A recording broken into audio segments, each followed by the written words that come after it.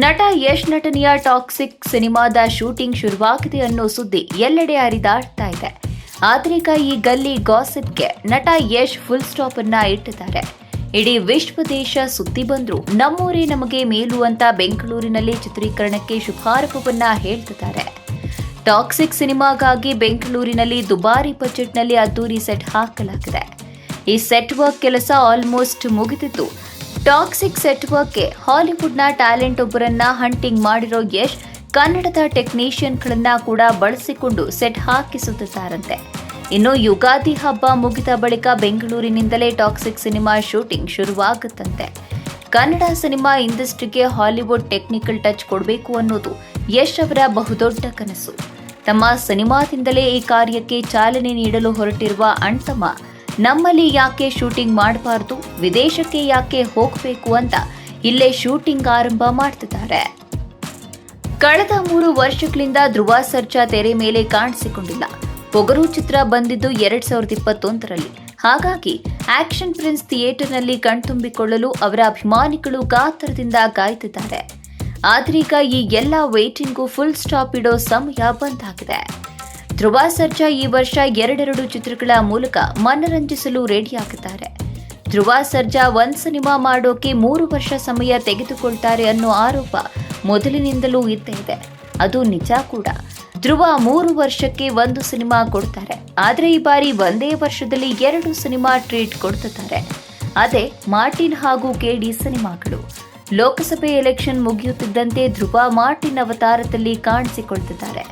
AP Arjun ನಿರ್ದೇಶನ, Uday K Mehta ನಿರ್ಮಾಣದ Martin ಮೊದಲು ಸೆಟ್ಟೇರಿದ್ದು ಜಸ್ಟ್ ಕನ್ನಡ ಸಿನಿಮಾ ಅಷ್ಟೇ ಆಗಿ. ಆದರೆ ಚಿತ್ರದ ಕತೆ ಯೂನಿವರ್ಸಲ್ ಆಗಿರೋದ್ರಿಂದ ಚಿತ್ರತಂಡ ಪ್ಯಾನ್ ಇಂಡಿಯಾ ಸಿನಿಮಾ ಮಾಡೋ ಪ್ಲಾನ್ ಮಾಡಿತ್ತು. ಆದ್ದರಿಂದಲೇ ಇದೀಗ ಈ ಸಿನಿಮಾ ಶೂಟಿಂಗ್ ಸೇರಿದಂತೆ ಎಲ್ಲ ಸ್ಕೇಲ್ ದೊಡ್ಡದಾಗಿದೆ. ಜೈದ್ ಖಾನ್ ಹಾಗೂ ಉಪಾಧ್ಯಕ್ಷ ಚಿತ್ರದ ನಿರ್ದೇಶಕ ಅನಿಲ್ ಕುಮಾರ್ ಕಾಂಬಿನೇಷನ್ ನಲ್ಲಿ ನೂತನ ಚಿತ್ರದ ಶೀರ್ಷಿಕೆ ಏಪ್ರಿಲ್ 9ರಂದು ಅನಾವರಣವಾಗಲಿದೆ.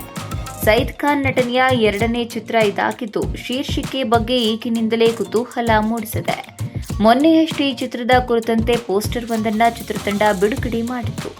ಪೋಸ್ಟರ್ನಲ್ಲೇ ಚಿತ್ರದ ಕುರಿತಂತೆ ಕುತೂಹಲ ಮೂಡಿಸಿತು. ಇನ್ನು ಸದ್ಯದಲ್ಲೇ ಫಸ್ಟ್ ಲುಕ್ ರಿಲೀಸ್ ಮಾಡುವುದಾಗಿ ಪೋಸ್ಟರ್ ಮೂಲಕ ತಿಳಿಸಲಾಗಿತ್ತು. ಅದರಂತೆ ಫಸ್ಟ್ ಲುಕ್ ಮತ್ತು ಟೈಟಲ್ ಎರಡನ್ನೂ ಕೂಡ ರಿಲೀಸ್ ಮಾಡಲಾಗ್ತಿದೆಯಂತೆ. ಪೋಸ್ಟರ್ ಬಗ್ಗೆ ಸಾಕಷ್ಟು ಮೆಚ್ಚುಗೆ ವ್ಯಕ್ತವಾಗ್ತಿದ್ದು, ಇನ್ನು ಈ ನೂತನ ಚಿತ್ರದ ಫಸ್ಟ್ ಲುಕ್ ಹೇಗಿರಬಹುದೆಂಬ ಕುತೂಹಲ ಅಭಿಮಾನಿಗಳಲ್ಲಿ ಮೂಡಿದೆ. ನಟ ಧ್ರುವ ಸರ್ಜಾ ದಂಪತಿ ಮಕ್ಕಳಿಗೆ ಪಂಚಮುಡಿ ಶಾಸ್ತ್ರ ಮಾಡಿಸಲು ನಂಜನಗೂಡು ದೇವಸ್ಥಾನಕ್ಕೆ ಭೇಟಿ ನೀಡಿದ್ದಾರೆ. ರುದ್ರಾಕ್ಷಿ ಹಾಗೂ ಹಯಗ್ರೀವನ ಪ್ರಥಮ ಮುಡಿ ಕೊಡುವ ಶಾಸ್ತ್ರ ಮನೆ ದೇವರಾದ ಶ್ರೀಕಂಠೇಶ್ವರ ದೇವಸ್ಥಾನದಲ್ಲಿ ನಡೆದಿದೆ. ಇದೀಗ ಈ ವಿಡಿಯೋ ಸಾಮಾಜಿಕ ಜಾಲತಾಣದಲ್ಲಿ ಸದ್ದು ಮಾಡುತ್ತಿದೆ. ಸಂಪ್ರದಾಯ ಅಂತ ಬಂದ್ರೆ ಧ್ರುವ ಸರ್ಜಾ ಮುಂದೆ ಇರ್ತಾರೆ. ಅಚ್ಚುಕಟ್ಟಾಗಿ ಅದನ್ನ ಪಾಲಿಸುತ್ತಾರೆ. ಕಳೆದ ಜನವರಿಯಲ್ಲಿ ತಮ್ಮಿಬ್ಬರ ಮಕ್ಕಳಿಗೆ ನಾಮಕರಣ ಮಾಡಿದ್ರು. ಪುತ್ರಿಗೆ ರುದ್ರಾಕ್ಷಿ, ಪುತ್ರನಿಗೆ ಹಯಗ್ರೀವ ಎಂದು ಹೆಸರಿಟ್ಟಿದ್ರು. ಇದೀಗ ಈ ಇಬ್ಬರು ಮಕ್ಕಳಿಗೆ ಮುಡಿ ಕೊಡಿಸುತ್ತಾರೆ. ಇಂದು ನಟ ಅಲ್ಲು ಅರ್ಜುನ್ ಅವರ ಹುಟ್ಟುಹಬ್ಬ.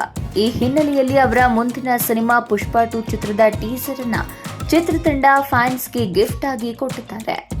ಪೋಸ್ಟರ್ಗಳ ಮೂಲಕ ಟೀಸರ್ ಯಾವ ರೀತಿ ಇರಬಹುದು ಎಂಬ ಬಗ್ಗೆ ಚಿತ್ರತಂಡ ಸೂಚನೆಯನ್ನ ಕೊಟ್ಟಿತ್ತು. ಅದೇ ರೀತಿಯಲ್ಲಿ ಈ ಟೀಸರ್ ಮೂಡಿ ಬಂದಿದೆ.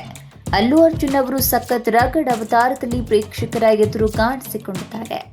ಈ ಮೊದಲು ಅಲ್ಲು ಅರ್ಜುನ್ ಅವರ ಮುಖಕ್ಕೆ ಬಣ್ಣ ಬಳಿದುಕೊಂಡು ಸೀರೆ ಉಟ್ಟ ಗೆಟಪ್ನಲ್ಲಿ ಕಾಣಿಸಿಕೊಂಡಿದ್ರು.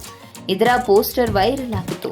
ಈಗ ರಿಲೀಸ್ ಆಗಿರೋ ಟೀಸರ್ನಲ್ಲೂ ಅಲ್ಲು ಅರ್ಜುನ್ ಅವರು ಅದೇ ಅವತಾರದಲ್ಲಿ ಫೈಟ್ ಮಾಡಿದ್ದಾರೆ.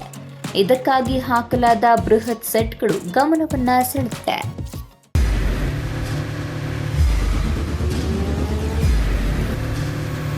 ಪ್ರಜಾಮಾರ್ಗ ನ್ಯೂಸ್, ಇದು ಜನಸಾಮಾನ್ಯರ ಧ್ವನಿ. ನಮಸ್ಕಾರ. ನೀವು ನೋಡ್ತಾ ಇದ್ದೀರಾ ಪ್ರಜಾಮಾರ್ಗ ನ್ಯೂಸ್. ರಾಷ್ಟ್ರದ, ರಾಜ್ಯದ ರಾಜಕೀಯದ ಬಗ್ಗೆ ಹೆಚ್ಚಿನ ಸಿನಿಮಾ ಅಪ್ಡೇಟ್ಗಳಿಗಾಗಿ ಫಸ್ಟ್ ಲೈಕ್ ಮಾಡಿ, ಸಬ್ಸ್ಕ್ರೈಬ್ ಆಗಿ, ಹಾಗೆ ಫಾಲೋ ಕೂಡ ಮಾಡಬೇಕು.